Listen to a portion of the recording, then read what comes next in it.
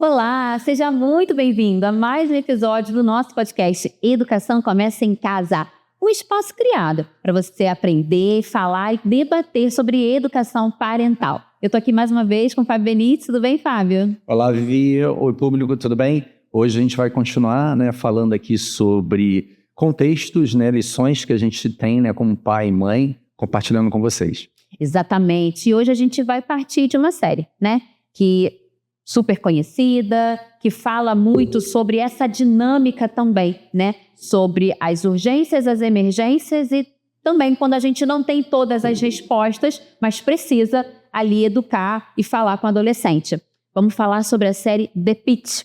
Fábio assistiu bastante, Gostou bastante da série, Fábio? Sim, exatamente. Nesse momento aqui, que a gente está gravando, já foi publicado. Quase falei aqui. Já foi publicada praticamente toda a segunda temporada. Sim. E eu vi a primeira temporada no ano passado, e agora eu tô na metade da segunda temporada, e ela tá bem rica, como foi a primeira, quando a gente fala de educação. E o que vai permear, nosso podcast hoje é como ensinar com qualidade, quando a gente tá ali na urgência, tá ali na emergência, não tem todas as respostas, mas precisa ter uma resposta. Na verdade, precisa ter uma solução assertiva. E, Fábio, eu quero começar com uma pergunta bem básica, Como identificar no dia a dia da casa ou da escola, situações caóticas que podem se transformar em aprendizado? Vou responder essa pergunta aqui lembrando, o paradigma japonês aí, que para os japoneses não existe a palavra crise, só existe a palavra oportunidade. Então, todo problema é uma oportunidade de aprendizado, e mesmo os problemas mais pesados. Sim. E a série, ela retrata muito isso, porque além de ser uma emergência médica, uma emergência de um hospital, é uma emergência de um hospital-escola. Então, a gente está falando de médicos, já graduados, educando médicos em formação. Então, ao mesmo tempo que tem que resolver os problemas, curar as pessoas, impedir mortes e tal, tem que também ensinar os jovens médicos para que eles perpetuem toda essa sabedoria, ou seja, que eles possam mais à frente liderar processos de salvar vidas. E isso é muito significativo para o nosso podcast aqui e para as famílias, porque a gente não pode resolver tudo pelos nossos filhos. Por mais difícil que seja o problema, todo problema é uma oportunidade de aprendizado. Então a gente deve estar conversando com eles, sempre que possível, para ensinar, por que nós tomamos aquela decisão, às vezes decisão que contraiu os interesses deles, e é legal a gente justificar. Não porque a gente deva a explicação, não por um excesso de horizontalidade na relação, mas porque gera aprendizado. Boa. E muitas das decisões que as famílias brasileiras têm que tomar é diante de escassez de recursos, escassez de tempo. Então não existe aqui a terra dourada, a trilha dos tijolos de ouro. Assim, é tudo sempre muito difícil. Então essa dificuldade faz com que a gente tenha que tomar decisões difíceis para que a realidade fique possível ou fique menos difícil. A gente vê isso na série o tempo todo. O que você falou me remete aos valores, como você falou também, e às críticas, Em situações críticas, na verdade, Valores, eles ficam mais evidentes, O que isso diz sobre como ensinamos ética hoje? Eu gosto da palavra ética. Enfim, eu tenho um livro escrito sobre isso, para trabalhar com os adolescentes. É importante. E assim, quando a gente fala de ética aqui, e a série também tem muitos dilemas éticos, não quero que os pais e as mães olhem para essa expressão, para essa situação e falem assim, poxa, o Fábio está falando sobre que a gente tem que ensinar os nossos filhos a serem bonzinhos, que muitas vezes é visto de forma pejorativa de, eles são bobos, eles vão ser trapaceados por outras pessoas. Não é disso que a gente está falando. Quando a gente fala de ética, a gente fala de integridade, a gente fala de buscar ser fiel aos nossos princípios. E quando a gente abre mão dos nossos princípios, tem consequência na nossa vida. A gente não fica feliz, a gente gera culpa, Então, assim, o ideal é a gente poder conseguir caminhar, conseguir tomar, né, decisões difíceis, conseguir caminhar, prosperar, ser feliz, sem abrir mão dos nossos princípios. Quando a gente abre mão dos princípios, tem consequência, né? Então, se a gente conseguir tomar decisões sem isso, é sempre melhor. Então, a gente tem que ensinar a integridade, tem que ensinar a consequência de abrir mão dos nossos princípios em alguns momentos, mais difíceis que sejam. Eu lembro de você falar que a família deve escolher a escola exatamente pegando um pouco desse viés, né? Escolher a escola pelos seus valores, né? Não dá para a escola falar uma coisa e a casa falar outra, né? E no meio disso a gente tem sim disciplinas sobre ética e a família tem que falar sobre ética, né? Com esse jovem, com esse adolescente. E aí me veio a palavra, conforme você foi falando, do exemplo, né? Que você fala muito aqui, a questão do exemplo, né? Eu acho que uma coisa que a gente aprende com a série, né? E do que eu estou ouvindo você falar também, é que o aprendizado ele é planejado, mas ele acontece no meio do caos. Sim, exatamente. Na série é isso que representa, né? O aprendizado, ele é planejado, mas ele acontece no meio do caos. E é preciso tomar decisões, né? E a ética te ajuda a tomar as melhores decisões. Eu entendi certo? Não, entendeu certo. Acho que é por aí, né? Assim, a bússola moral, né, que a gente fala, ela acaba sendo um elemento importante numa tomada de decisão difícil. Sim. Né? A gente não sabe o que fazer, né? Assim, não vamos abrir mão do que a gente acredita por uma decisão curta, imediata. Por quê? Né? Tem aquele ditado também, né, que assim, você pode vencer a batalha, mas não a guerra, pode perder a batalha, pode vencer a guerra. Sim. Mas na vida, assim, a guerra ela é permanente, ela não acaba, né? Não acaba. Então não acaba. Então, assim, você toma uma decisão e aí fala assim, não, tudo bem, eu tomei a decisão, não tomei uma decisão íntegra, que eu não acreditava, porque, poxa, eu não podia perder aquela batalha, né? E, ok, você venceu a batalha, mas assim, vai gerar um desdobramento que você vai ter perdas futuras e muito provavelmente piores do que você, né, não conseguiu suportar a dor naquele momento.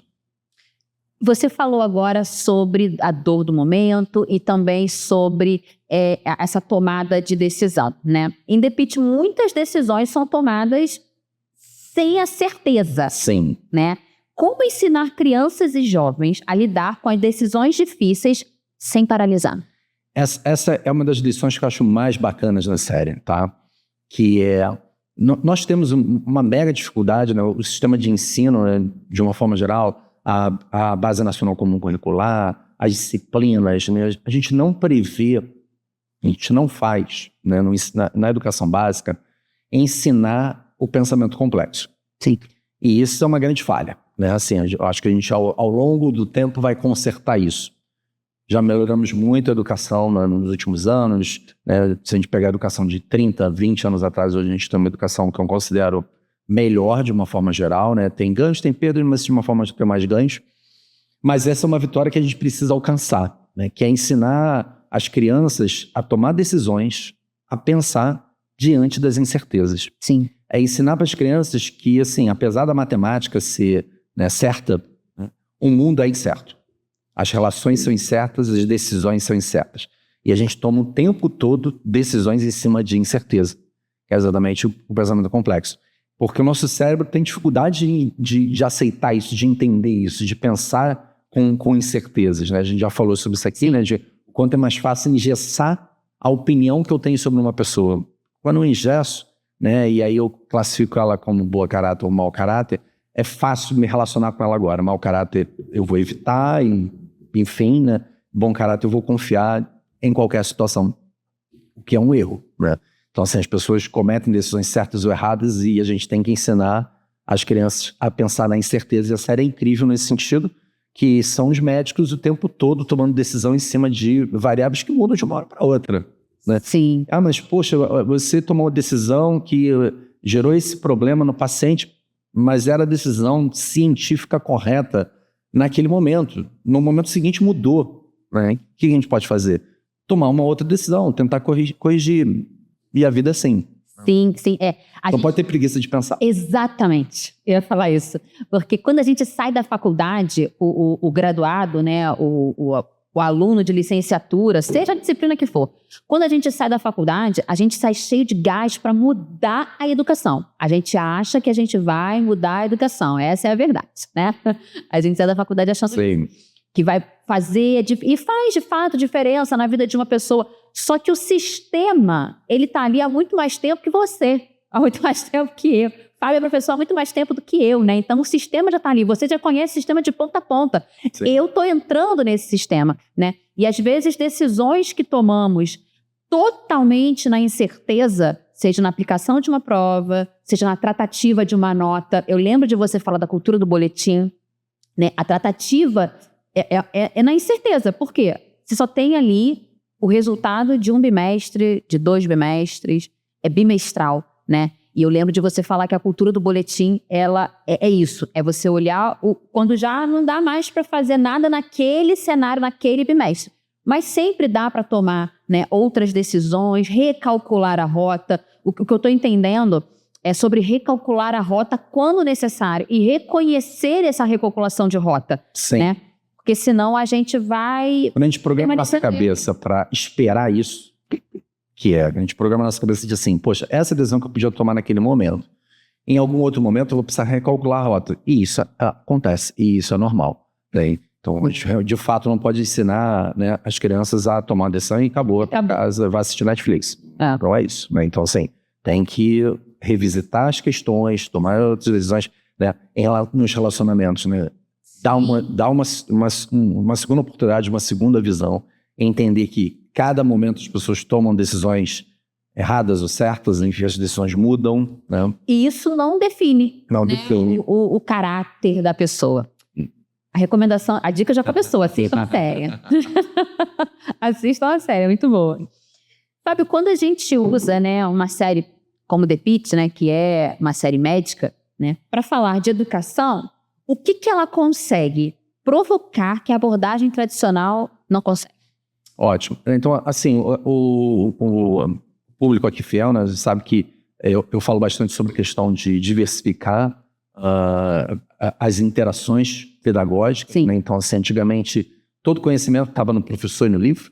Né? Hoje o conhecimento está em todo lugar, está no celular, que você acessa praticamente todo o conhecimento que existe no planeta, foi construído ao longo de toda a humanidade.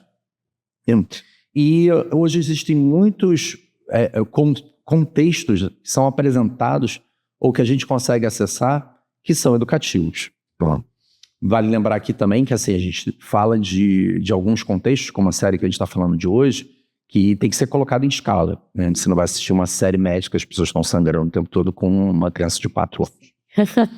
Mas assim, também a gente não precisa ser severo com essa questão da censura, né? Que assim, a censura é um parâmetro, mas as pessoas amadurecem de formas diferentes. Então você pode ter um filho em casa de 10 anos que consegue acessar a série e consegue pensar sobre as provocações que você vai fazer.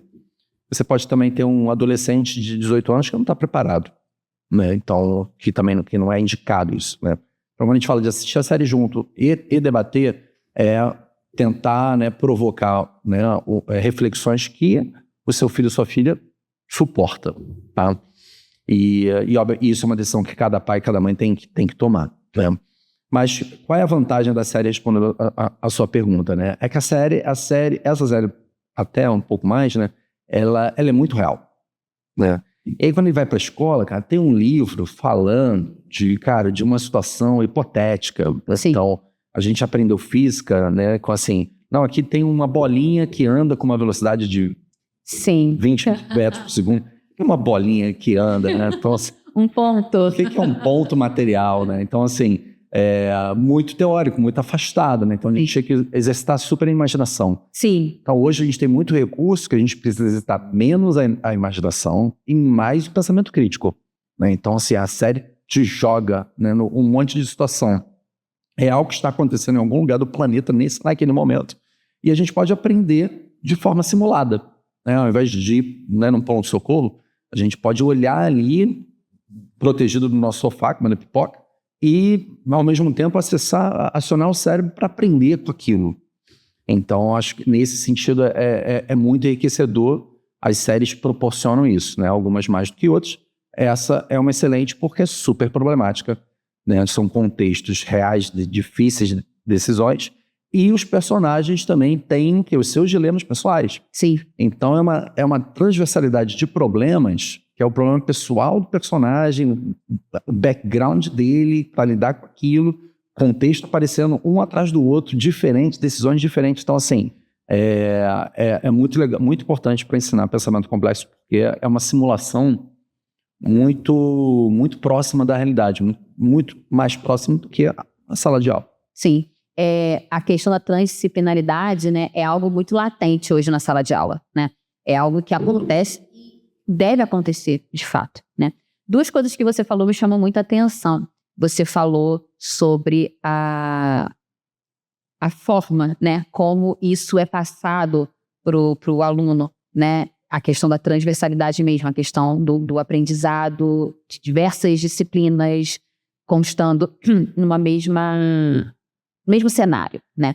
E uma coisa que você falou foi responsabilidade. Você não usou essa palavra, mas eu entendi como responsabilidade. A responsabilidade de, não vou assistir com meu filho de 4 anos, mas peraí, com 18 também, de repente, ele não tem maturidade para entender isso, mas a minha de 13, por exemplo, total, ela vai conseguir captar. E falando em responsabilidade, como saber a hora certa de soltar a mão e deixar a criança, o aluno, né, o adolescente, assumir as suas responsabilidades? Assim, educação não é uma ciência exata, né? Então, muitas das nossas decisões em relação a isso, né, o soltar ou não soltar, é tentativa e erro. Né? Então, assim, você vai e você tenta e você identifica a resposta do seu filho ou sua filha. Se for uma resposta que você se sente confiante em soltar, solta um pouco mais, né? Se for uma situação perigosa, aí, de repente, você vai, né, um pouco mais. Aqui no Rio de Janeiro, a gente tem uma questão de segurança pública em praticamente toda a cidade, né? Também não é o que o Jornal Nacional pinta todos os dias. Eu morava no Rio de Janeiro. Parece que você anda em qualquer ponto da cidade, tem um tiroteio acontecendo, né? Quando você pega só as situações potenciais, né? Você pode criar esse retrato, mas não é assim, mas de fato, mano, é perigoso, né? E a gente tem que ter atenção. E muitos dos pais aqui vêm o dilema assim, poxa, por que eu vou soltar meu filho para andar na rua? Não. Poxa, eu com 10 anos de idade, né, há quase 40 anos atrás, andava de ônibus sozinho, né? E fui assaltado. E no dia seguinte, meu pai falou assim, tá, eu trabalho em banco, posso ser assaltado. Levanta a cabeça e continua andando sozinho. Hoje os pais são muito mais cuidadosos com isso, então não deixam, né, de 10 anos é impensável hoje em dia, né? Não conheço ninguém que faça, né? Pelo menos numa classe média que tem a opção de pagar um transporte, enfim, alguma coisa assim, né? Mas os meus filhos, eles moram a 20 minutos da escola, né?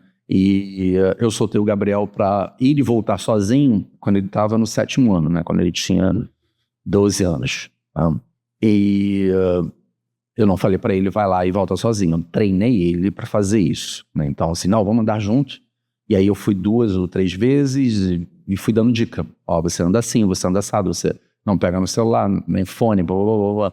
E eu senti confiança e liberei, tá? Então, acho que é por aí, né? Que se a gente pode treinar, orientar, viver um pouco junto àquele processo, a gente deve fazer, tá? Mas eu acho que, acima de tudo, talvez a dica maior seja assim, você tem que tratar as suas neuroses, como pai e mãe, né? Então, assim, cara, tem que entender que um dia ele vai fazer isso, e é importante ele fazer isso. Então, você tem que liberar isso de alguma forma. Sim. Treinar, estar junto, né, ou à distância durante um tempo, é uma maneira de você fazer o seu cérebro aceitar aquele processo, mas você precisa aceitar esse processo, precisa soltar ele, precisa aprender esse tipo de coisa. Bacana. E falando ainda em responsabilidade, qual é o erro comum que os pais cometem ao tentar ensinar a responsabilidade? Porque você falou de uma perspectiva de acerto, né? E um erro comum que os pais... O erro mais comum, disparado, isso é uma pergunta fácil, é não permitir que seu filho, né, lide com a dor do erro, né? Então, assim, quando vem o problema, o pai entra, a mãe entra e fala assim, não valeu. cancela o jogo e vamos tentar de novo até dar certo, né? Então, assim, como é que ele vai aprender a lidar com a dor se não tiver dor? Sim. Uma das coisas mais importantes que eu, quando eu olho para os meus filhos, é qual a resposta que eles dão diante da dor, diante da dificuldade, né? Eles querem cancelar o jogo, né? E isso é um comportamento derrotista, um comportamento ruim, né? Que nega o processo. Isso não pode acontecer, porque como é que eles vão lidar, né, com adultos, né? Tem um filme que fala sobre isso, né? Que a personagem principal é uma pilota e, assim, ela acertou tudo na vida, né? E aí a liderança dela chegou um dia e falou assim, cara, eu ainda não confio em você, mas eu sou nota 10. Mas exatamente por isso, tipo, eu nunca vi você falhar. Qual a resposta que você vai dar quando você falhar? Sim. Então, essa é uma grande aprendizagem para os pais e mães, assim, tipo, qual a resposta que ele dá quando ele falha, né? E aí você tem que permitir a dor e o fracasso para ver qual a resposta que ele vai dar, né? Exato. Então, a série, a gente está falando da série, né? Então, assim, é fracasso o tempo todo, assim. Uma temporada da série é um dia de trabalho. Obviamente é ficção, né? Enfim, né? Eu acho que nenhum ser humano tolera aquele tipo de coisa. Tá? Em 12 horas de trabalho, em 15 horas de trabalho, é impossível, né? Não acho que alguém volta no dia seguinte para trabalhar, ou volta 2 dias depois para trabalhar. Ainda mais gostando, né? Tipo, acho que as pessoas já estão ali, cara, porque eles gostam da adrenalina e tal. Tipo assim, não consigo conceber. Mas acho que muitos vivem uma realidade próxima daquilo, né? Vamos dizer assim. Né? E assim, cara, é fracasso o tempo todo, beleza? Assim, tipo, eu fracassei com um paciente aqui, não necessariamente que ele tenha morrido, mas não resolveu o problema, ele continuou com o problema e tal. Olha pro lado, tem outro. Então, assim, a gente vai ficar chorando aqui e abrir mão de acertar no próximo, de ajudar uma outra pessoa, né? Então, esse é o tipo de mindset que a gente quer criar, né? Assim, que eles assimilem as derrotas bem e comece e tenha uma nova chance de acertar. Sim, o que você falou me parece muito... Não sou mãe, né? Já cansei de falar isso. Mas como professora, é um cenário de sala de aula. Você tem ali 10, 20, 30, não importa quantos alunos na sua sala.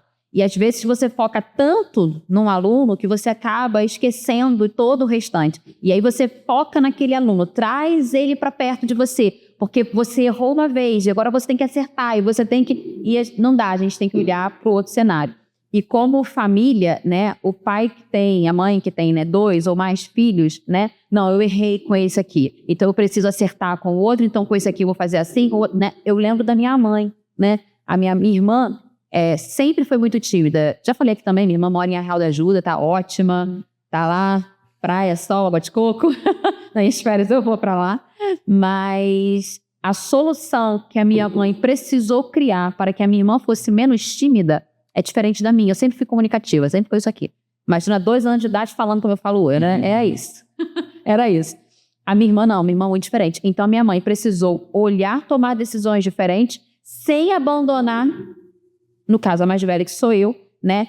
Numa tentativa e erro com a minha irmã, numa tentativa e erro, sem desistir, mas numa questão de tentativa e erro. E eu vejo os pais nessa questão do erro, né? De às vezes tenta travar, e como você falou agora, né? Não, ele tem que assumir a consequência do erro dele. O jovem tem que assumir a consequência do erro dele, né?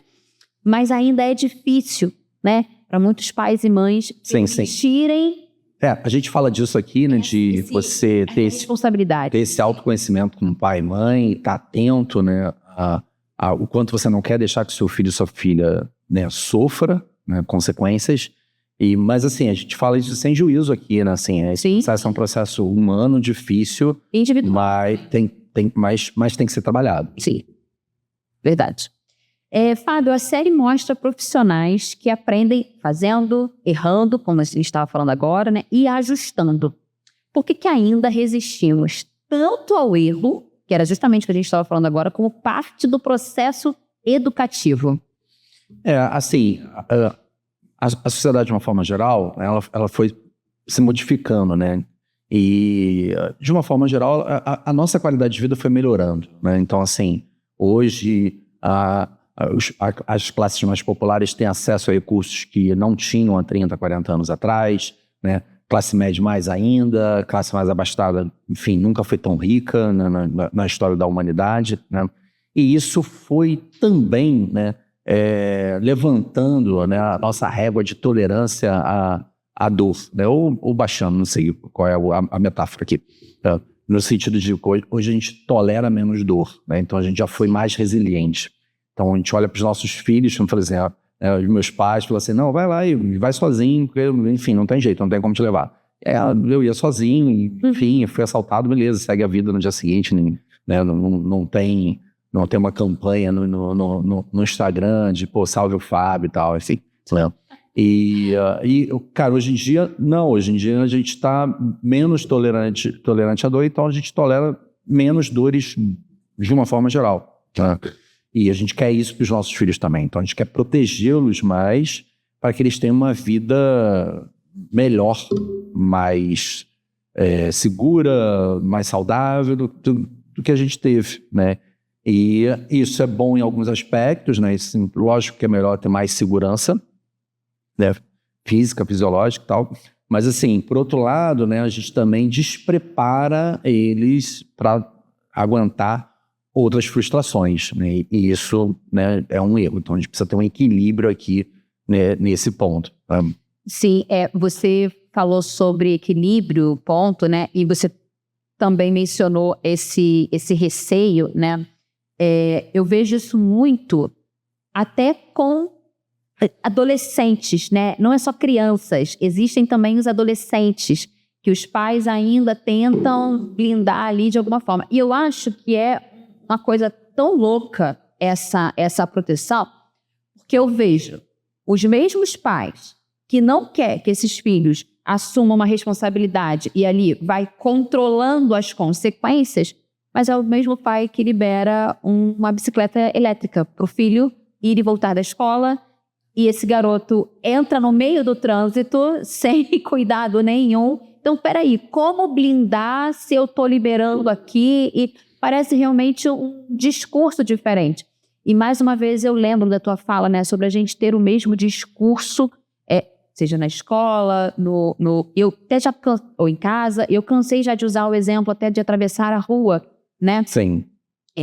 A gente aqui no Rio de Janeiro, a gente vê muito noticiário, né, de pessoas que foram atropeladas, porque estavam com fone, etc. Mas é algo tão básico, atravessar a rua e olhar para os lados, mas ainda a gente precisa ensinar e não perder esse ensino, né? E isso revela a questão do erro e consequência, isso revela a questão da responsabilidade, né? Responsabilidade é uma inteligência emocional, né? É um conceito que a gente precisa aprender e reciclar sempre que necessário. Não que vá mudar o conceito, mas às vezes é necessário a gente retomar posições, retomar acordos, retomar posturas que exijam medidas diferentes com consequências. Porque tudo na vida tem consequências, seja boa ou ruim, né? E essa falta, né, de preparo para a responsabilidade, para a consequência, é algo que realmente chama atenção em sala de aula, né? Fábio, o que a série mostra sobre liderança em ambiente de aprendizado? Liderar é ensinar ou proteger? O personagem principal da série, né, é o chefe do plantão, né, o chefe do pronto-socorro, né? E ele tem uma missão mega difícil, né, que é ser um chefe de um pronto-socorro, que as pessoas chegam com diversos tipos de problemas médicos, já é desafiador por si só. Ainda assim, ele precisa ensinar residentes, estagiários, até médicos já formados com menos experiência, para perpetuar a sabedoria médica, né, da medicina na comunidade. Então, é muito difícil. E ele, de uma forma geral, faz com maestria, né, na minha avaliação, porque em situações super complicadas assim, em que, como é que a gente, né, ensina, né? A gente já falou sobre isso aqui também, né, que é quando o educando, né, faz as suas formulações, ele aprende muito mais. Então, cara, tem um cara ensanguentado na maca de algum problema, e ao invés de ele sair resolvendo e falando para o residente, olha, nesse caso aqui você faz isso. Não, o que ele faz assim? O que você faria? E aí o residente tem que formular a resposta, né? E aí ele corrige ou concorda, né? Ou ajusta e beleza. Não, é isso, vamos embora. Vamos resolver esse problema, vamos salvar essa vida, né? E assim, por mais polêmico que seja, cara, mas é uma vida e tal, mas existe outra forma, né? Não consigo ver também outra forma da gente resolver isso, porque o médico tem que fazer as formulações. Se ele sair imputando na força, as informações, elas, não vão ser solidificadas e ele não vai conseguir avaliar aquele residente. Então, é prova oral o tempo todo, né? E, enfim, na série, pelo menos, a maioria das respostas dos residentes está certa, então morre menos gente, vamos dizer assim. Mas é uma baita lição para os professores, tá? Que é exatamente essa situação, né? Assim, o quanto a gente, e não só os professores, né, profissionais, mas assim, todo mundo que está no papel de ser professor de alguém, né, de dar espaço para, né, quem está sendo educado fazer as suas formulações, que a partir disso, né, o aprendizado fica muito mais sólido, né? Então, acho que é uma grande lição que a gente tem na série quando esses momentos acontecem, serve para todo mundo que está no papel de professor. Sim. Você falou uma frase agora, o que você faria, né? Essa frase pode ser levada para dentro de casa também, né? Total, eu faço isso o tempo todo. E aí, o que a gente vai fazer? O que você faria? Né? Dá espaço para seu filho, sua filha, ainda que de repente ela não vá tomar decisão, mas ela para fazer boas formulações, boas construções a partir dos problemas. Né? O que você acha? Né? Ouve opinião, para poder corrigir ou não, sem o objetivo de fazer um juízo, né? Na série ele tem que fazer juízo, porque ele tem que avaliar. Sim. Né, os residentes, mas não é o objetivo principal. O objetivo principal é perpetuar a sabedoria. E quando se responde de forma errada, vamos dizer que o que você faria? E vem uma resposta que o adulto ali classifica como errado. O que acontece, né, gente? Criança Sim. Não tem todas as respostas. A gente não tem, imagina a criança. Né? No caso da série, né, assim, a correção tem que ser imediata. A gente está falando de uma vida. Né? Então, assim, cara, não, tá errado. Por causa disso, porque você esqueceu isso. Ou tem essa outra hipótese aqui. Tem muito isso, né? Assim, o sintoma é esse. O que pode ser? Aí, o residente, pode ser A, B ou C. E aí, qual é o tratamento? O tratamento é X, Y, Z. Né? Aí, às vezes, ele corrige, mas tu esqueceu da hipótese D. Então, antes do XYZ, a gente vai fazer essa opção alfa aqui, né? Então, agora faz, né? E tem que corrigir imediatamente, porque a gente está falando de vidas ali, mas nem sempre é o caso em casa. Sim, né? Na escola, às vezes, em casa, se tiver espaço para que a decisão, a formulação, a construção do seu filho, sua filha, tem espaço para executar, às vezes dá espaço para ver. Para que ele encontre o erro, a frustração e saiba lidar com essa frustração. É diferente de, tá salvando uma vida. Se não está salvando uma vida, se você achar que cabe mais um espaço, dá mais um espaço para ele caminhar, mesmo que ele vai errar. Para qual a resposta que ele vai dar, enfim, tomou a decisão, aumentou a confiança. Né? Então, quanto mais espaço a gente der, mais educação a gente faz. Eu tô entendendo que errar não é tão ruim assim. Não. Né? Errar não é tão ruim assim. Errar é uma oportunidade. Isso é muito importante a gente frisar aqui, né? Errar é uma oportunidade de aprendizado. E por isso que a liderança não dá para chegar e ser... Exato. Como é que é? Tinha um desenho que era a Dona Patinha, eu acho, a Dona Galinha, que tava os patinhos embaixo das asas. Sim, né? não dá para proteger com tudo, né? Denunciando a minha idade aqui.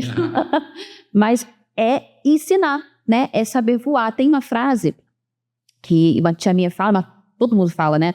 Ensinar é educar os filhos. Não, eu tenho filhos para o mundo, não para mim, né?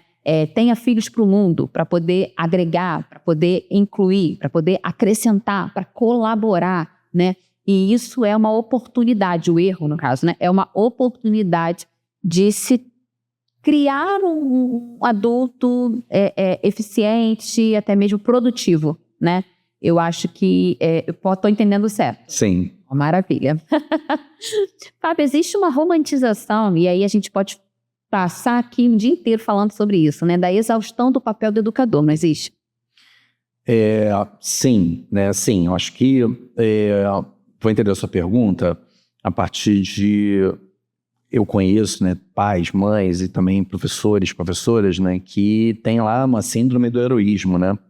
De querer carregar tudo, todos os dilemas, todos os problemas e poupar as outras pessoas, né?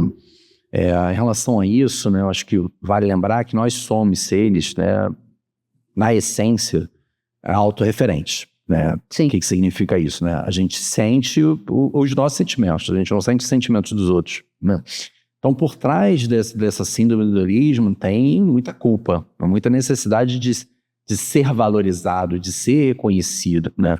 Não é educativo quando a gente tira problemas das outras pessoas, para as outras pessoas, que as outras pessoas precisam resolver e aprender com eles, né? Então, assim, a nossa necessidade de ser reconhecido, de levar para o travesseiro, assim, poxa, hoje eu fui uma pessoa heróica, ajudei tantas pessoas, eu sou uma pessoa incrível e tal, né? Então, assim, isso não é educativo muitas vezes, né? Muitas vezes a gente tem que conseguir delegar, distribuir os problemas. Verdade. Você falou uma palavra agora, uma frase agora, né? Um conceito, na verdade, que eu anotei, porque isso é muito sério. Isso é muito sério. A necessidade de ser reconhecido, seja pai, como mãe, ou até mesmo como eu sou amigo do meu filho, né? E essa necessidade de reconhecimento, ela atrapalha, né? A série, ela retrata ali tomadas de decisões urgentes, emergentes e necessárias, às vezes até doloridas. Nem sempre a decisão que o médico vai tomar ali naquela situação é fácil para ele. Eu acho que nunca é fácil perder, né? A gente não está falando que é fácil errar, que é fácil perder, não é isso. Mas nem sempre é fácil perder. Na série mostra o médico perdendo a vida de um paciente, né? Mas essa necessidade de reconhecimento, seja do professor, o professor do ano, o melhor professor, ou a melhor mãe, ou a rainha do baile, né? Essa necessidade de reconhecimento, você enxerga hoje como algo que atrapalha a educação ou algo que impulsiona para algum lugar, ou os dois lados tem que ser dosado, tem que ser medido? Vou reafirmar aqui, né, de que essa necessidade ela é extremamente humana, né? Então, assim, o tempo todo aqui a gente fala de oportunidade de aprendizado, oportunidade de melhoria. Em nenhum momento a gente quer crucificar ninguém, né? Somos seres humanos, todos temos nossa dificuldade.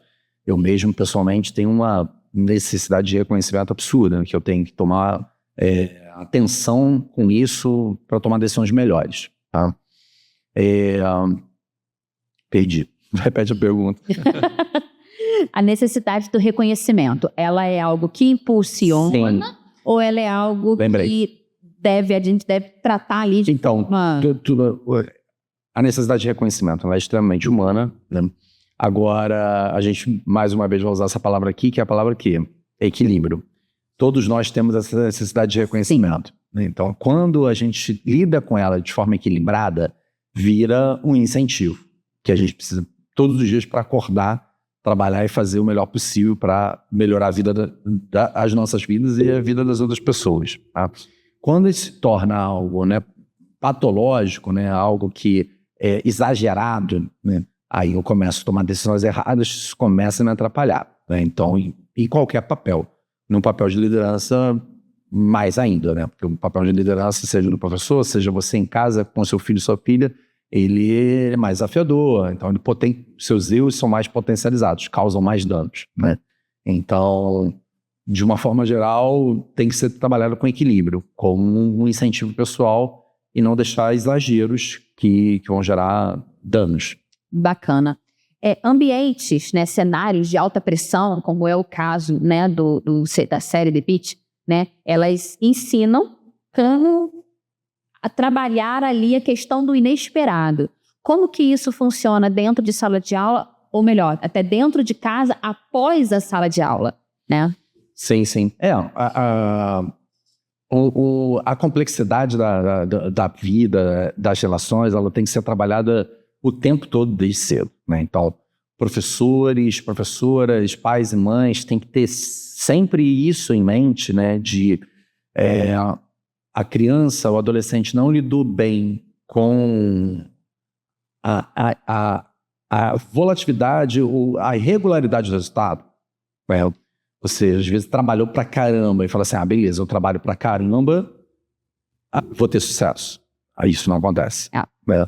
Poxa, eu falei com o fulaninho, esperava essa determinada resposta, ele deu outra resposta. Sim. Então, assim, quando os resultados não estão dentro da previsão, que resposta a gente vai dar, né, a partir disso, né?